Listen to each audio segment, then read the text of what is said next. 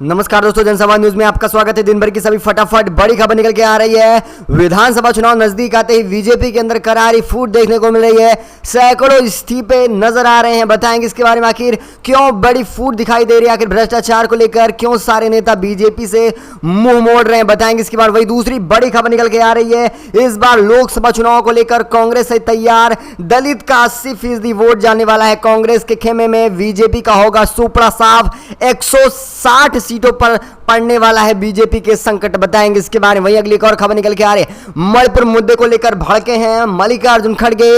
लगाई है मोदी की लंका, बताएंगे इसके बारे में। कहा देश के किसी भी राज्य में हिंसा बर्दाश्त नहीं की जाएगी। वही अगली एक और खबर निकल के आ रही, बड़ी खबर है, पहलवानों से जुड़ी बड़ी अपडेट निकल के आ रही, जहां बृजभूषण की फिर बढ़ने जा रही है मुश्किलें। अब मामला धरने से नहीं, कोर्ट से दिया जाएगा जवाब। पहलवानों ने किया है बड़ा ऐलान, बताएंगे इसके बारे में। अगली एक और खबर, बड़ी खबर निकल के आ रही है, बीजेपी वाले अब वैगनर ग्रुप से करने वाले हैं विपक्ष की तुलना, बताएंगे कौन है वैगनर ग्रुप, इसके बारे में भी अगली एक और खबर निकल के आ रही। महंगाई का करारा झटका लगने वाला है दिल्ली वालों को, बिजली को लेकर बड़ी अपडेट निकल के आ रही है। एक और अपडेट निकल के आ रही, बीजेपी रैली के बीच मचा घमासान, अपने में ही फूट देखने को मिल रही, बताएंगे इसके बारे में। अगली एक और खबर निकल के आ रही है, मल्लिकार्जुन खड़गे ने क्या कुछ कहा अरविंद केजरीवाल को। वही मणिपुर से एक और बड़ी अपडेट निकल के आ रही, मणिपुर में 12 राज्यों की पुलिस भेजी जा रही है, वहीं केंद्रीय बलों की कार्रवाई, लेकिन अब भी लगातार जारी है हिंसा, बंकर लगातार नष्ट किए जा रहे हैं। सब खबरों को जानने वाले हैं करके विस्तार से, लेकिन उससे पहले एक छोटा सा निवेदन, अगर आप हमारे चैनल पर नए हैं तो चैनल को सब्सक्राइब, बेल आइकन जरूर दबाएगा। देश दुनिया की सभी फटाफट बड़े अपडेट पाने के लिए चलते पहली बड़ी खबर निकल के आ रही है। दरअसल पहली बड़ी खबर निकल के आ रही, विधानसभा चुनाव आते ही करारी फूट देखने को मिल रही है बीजेपी खेमे में। एक और बड़ा झटका दिखाई दे रहा है, मध्य प्रदेश से निकल के आ रहा है। प्रियंका गांधी के रैली करने के बाद लगातार बीजेपी खेमे में हड़कंप मचा हुआ है। यही वजह है कि लगातार इस्तीफों पर इस्तीफे नजर आ रहे हैं।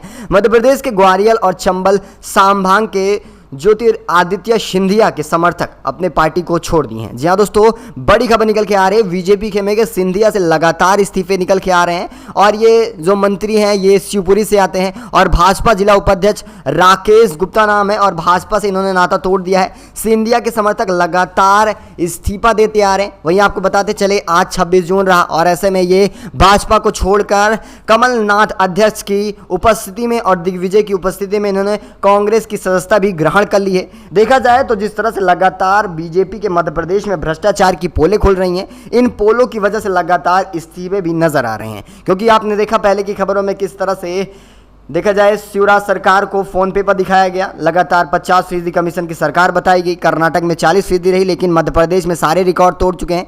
क्योंकि आपने इनके घोटालों की लिस्ट देखी होगी, इन्होंने मंदिरों को भी नहीं छोड़ा है।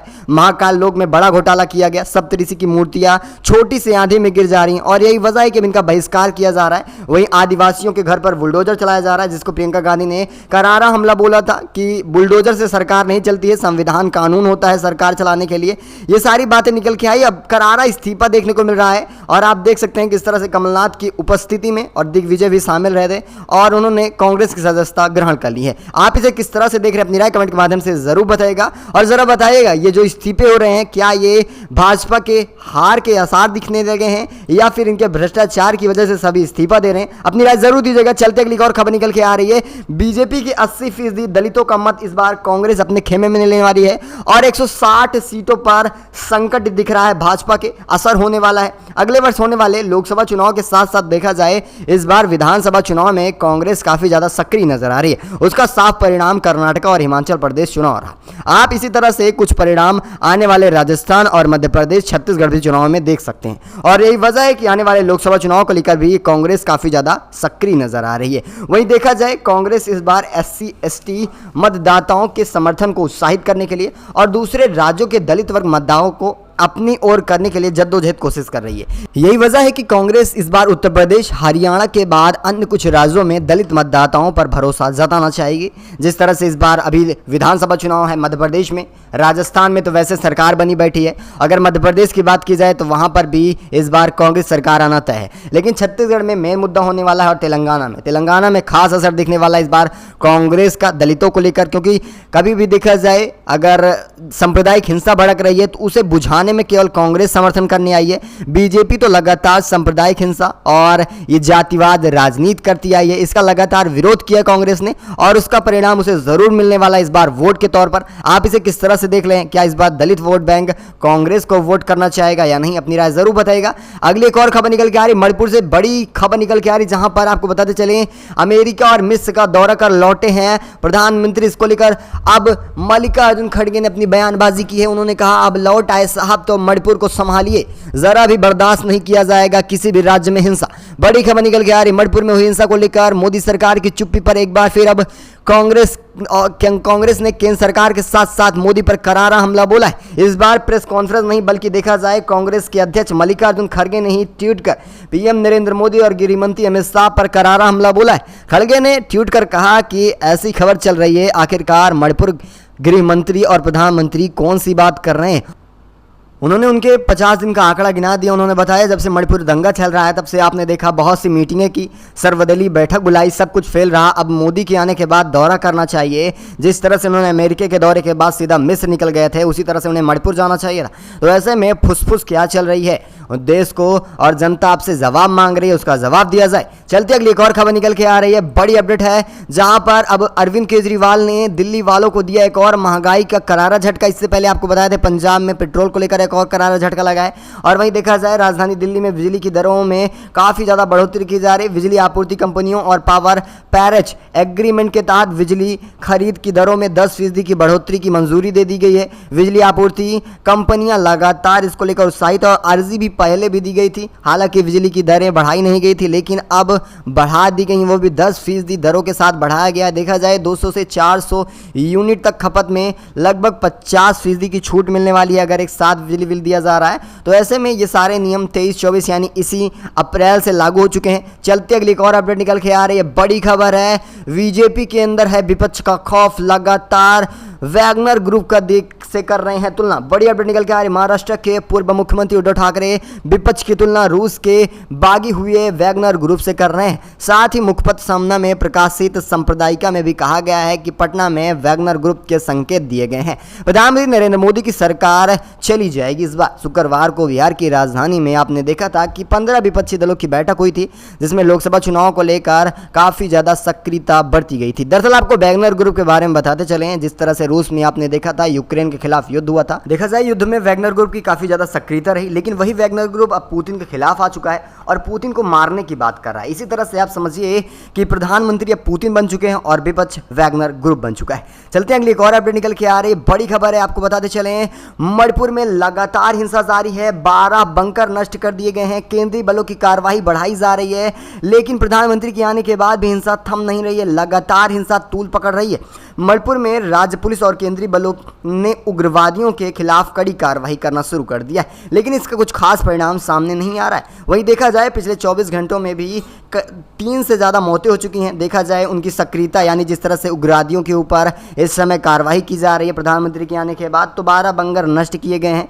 पुलिस ने रविवार को कहा कि पिछले 24 घंटों में हिंसा प्रभावित मणिपुर में भिन्न भिन्न जिलों में पुलिस और केंद्रीय सुरक्षा बलों ने कथित तौर पर उग्रवादियों द्वारा बनाए गए 12 बंकरों को नष्ट कर दिया गया है। मणिपुर पुलिस द्वारा जारी एक बयान में भी कहा गया है कि राज्य पुलिस और केंद्रीय बलों ने अब तक तमेंगलगोन और इम्फाल पूर्व में विष्णुपुर और देखा जाए कांगपोरी, चूराचांदपुर और कांचीजिंग में इन जैसे जिलों में तलाशी अभियान भी जारी हो चुका है, जिसमें 12 बंकर नष्ट किए गए हैं। देखा जाए तो प्रधानमंत्री के लौटने के बाद कुछ सक्रियता नजर आ रही है। अब सच क्या है इसे मणिपुर के लोग ही जानेंगे। वैसे बताते चलें कि मणिपुर में अभी इंटरनेट सेवाएं बहाल नहीं की गई हैं। अगली एक और खबर निकल के आ रही, बड़ी खबर है, यह खबर प्रयागराज से निकल के आ रही, जहां पर जींस, हाफ पैंट और फ्रॉक जैसे कटे फटे ये कपड़े पहनकर आप मंदिर के अंदर नहीं जा सकते हैं। जैन मंदिर से बड़ी अपडेट निकल के आ रही है। अब दिगंबर जैन समाज में मंदिरों में किसी भी तरह से ड्रेस कोड का पालन करना पड़ सकता है। बड़ी खबर निकल के आ रही है, अगर आप पालन नहीं कर रहे हैं तो बाहर से दर्शन कर चले जाइए। ये देख लीजिए, बाहर स्टेटमेंट लगा दिया गया है और ये बड़ी खबर निकल के आ रही है। महिला एवं सभी पुरुषों से मंदिर परिसर में मर्यादा वस्त्र पहनकर ही आए। उन्होंने कहा छोटे वस्त्र जैसे हाफ पैंट और Bermuda, mini skirt, night suit, कटी फटी जींस पहनकर ना आए। अगर अन्यथा आप आते हैं तो बाहर से दर्शन कर चले जाइए। इसको लेकर आपकी क्या राय है, अपनी राय कमेंट के माध्यम से जरूर दीजिएगा। चलते हैं अगली एक और खबर निकल के आ रही है, तेलंगाना से बड़ी अपडेट निकल के आ रही है, जहां पर तेलंगाना में भी विधानसभा चुनाव के साथ साथ देखा जाए करारा झटका लगना शुरू हो चुका है। बीआरएसएस को अब कांग्रेस में शामिल होने जा रहे हैं 1.5 दर्जन से ज्यादा कार्यकर्ता और मंत्री। बड़ी खबर निकल के आ रही है, चुनावी राज तेलंगाना में भी बीआरएस को एक और करारा झटका लग चुका है। केसीआर की पार्टी के करीब 1.5 दर्जन नेता सोमवार को कांग्रेस में शामिल हो चुके हैं। जी हां दोस्तों, शामिल हो चुके हैं। वहीं बीआरएसएस के बागी जुल्पी कृष्ण राव और पूर्व सांसद पोगुलेट्टी श्रीनिवास रेड्डी भी शामिल हो चुके हैं। देखा जाए ये कद्दावर नेता माने जाते थे, वोट बैंक के रूप में देखे जाते थे, लेकिन ये लगातार कांग्रेस में सारे नेता शामिल हो रहे हैं। और देखा जाए ये दौर हिमाचल प्रदेश से शुरू होता है और ये दौर लगता है राहुल गांधी को प्रधानमंत्री बनाकर छोड़ने वाला है। वैसे आपकी क्या राय है, जिस तरह से मध्य प्रदेश में आप इस्तीफा देख रहे हैं और तेलंगाना में भी लगातार इस्तीफा जारी है? अपनी राय कमेंट के माध्यम से जरूर बताइएगा। चलते अगली एक और खबर निकल के आ रही है, बड़ी खबर है। मायावती इस बार दलित मुस्लिम समीकरण को लेकर काफी ज्यादा जोर पर हैं और लोकसभा चुनाव में इसके परिणाम वो जरूर देखना चाहेंगी। यही वजह है कि इस बार होने वाले लोकसभा चुनाव को लेकर टिकट में कुछ बड़ा बदलाव किया जा रहा है। अगले साल यानी 24 में होने वाले लोकसभा चुनाव में सत्ताधारी बीजेपी को लेकर लगातार विपक्षी पार्टियां एकजुट हो रही हैं, लेकिन आपको बताते चलें इसमें बसपा किसी तरह से सक्रियता नहीं बढ़ती थी, लेकिन देखा जाए वहीं दूसरी तरफ मदद करती दिखाई दे रही हैं। वहीं देखा जाए विपक्षी दल में सपा, कांग्रेस, बसपा समेत तमाम अलग अलग तरह से लगातार बीजेपी को सत्ता से हटाने के लिए जद्दोजहद कोशिश कर रही हैं। वहीं अब देखा जाए सुप्रीमो मायावती ने पार्टी वरिष्ठ नेताओं को पहले ही स्टेटमेंट दिया है कि विपक्षी पार्टियों के खिलाफ किसी भी तरह की टिप्पणी न की जाए।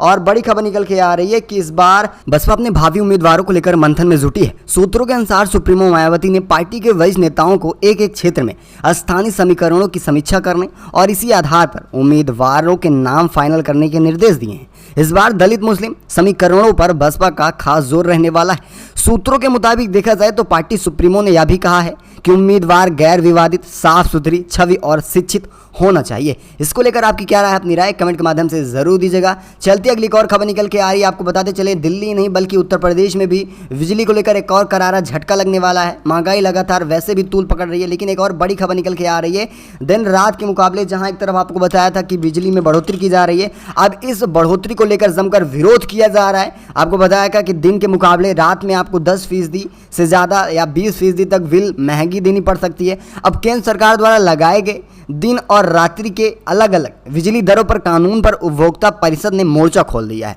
उन्होंने कहा पूरे देश में उपभोक्ता संगठन एक मंच पर आकर इसका विरोध करने वाले हैं और ये नियम लागू नहीं होना चाहिए और नियम केवल और केवल धोखाधड़ी का है। लगातार महंगाई बढ़ाई जा रही है। इसको लेकर आपकी क्या राय है, अपनी राय कमेंट के माध्यम से जरूर बताइएगा। अगली एक और खबर निकल के आ रही दिल्ली से खबर है, जहां पर लगातार हत्या, चोरी, लूटपाट सामने आ रही थी। अब इसको लेकर कांग्रेस ने सक्रियता बरती है और कांग्रेस ने इस बार दिल्ली को घेरा और एलजी के इस्तीफे की मांग की जा रही है। लगातार दिल्ली में प्रगति मैदान में हुए लूटपाट को लेकर सीएम अरविंद केजरीवाल ने एलजी से इस्तीफे की मांग की है। एलजी से इस्तीफे मांग करने की सबसे बड़ी वजह है इस पर कांग्रेस की सक्रियता।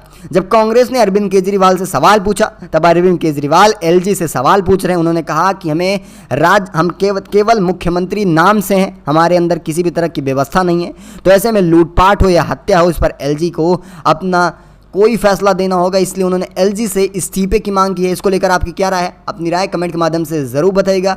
जरा देखिए किस तरह से दिल्ली में दिन दहाड़े चोरी की जा रही है, ये खास वीडियो है, आप देख लीजिए। चलते एक और अपडेट निकल के आ रही है, लगातार टमाटर के भाव बढ़ते जा रहे हैं, महंगाइयों की एक और मार पड़ने वाली है।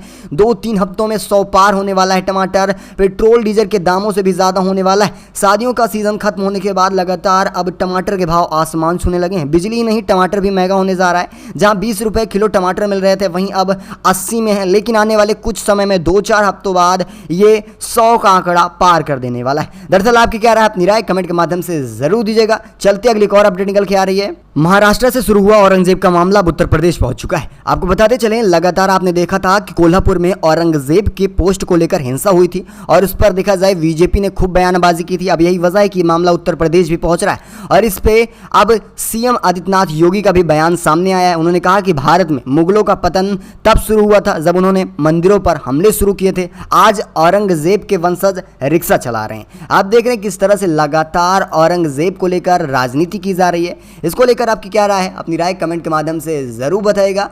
अगली एक और अपडेट निकल के आ रही, बड़ी खबर निकल के आ रही है महाराष्ट्र से। बड़ी अपडेट है जहां पर नासिक में देखा जाए गौ मांस के नाम पर 2 युवकों की हत्या कर दी गई है। लिंचिंग का मामला सामने आ रहा है। गौ रक्षक के नाम पर ये जोर जबरदस्ती और पिटाई कर हत्या की गई, जिसमें 10 युवक गिरफ्तार हो चुके हैं। बड़ी अपडेट निकल के आ रही है। पहली बार है जब इतनी सक्रियता के साथ गौ रक्षकों के ऊपर कार्रवाई की जा रही है। वहीं आपको बताते चले मरने वाले का नाम अफान अंसारी माना जा रहा है, जिसकी उम्र 32 साल थी। पुलिस ने कहा अभी स्पष्ट नहीं हो पाया है कि ये लोग गौमांस की तस्करी कर रहे थे या नहीं। वैसे बताया जाए कि मामला 24 घंटे से ज़्यादा हो चुका है, लेकिन अभी पुलिस भी ये नहीं बता पाई है कि ये क्या कर रहे थे। लेकिन वही दूसरी तरफ देखा जाए गौरक्षक लगातार दावा करते हैं कि ये गौमांस चोरी कर रहे थे, जबकि ये देखा जाए केवल और केवल धर्म की राजनीति रही है। वैसे आप सबकी क्या राय है, अपनी राय भी कमेंट के माध्यम से जरूर बताइएगा।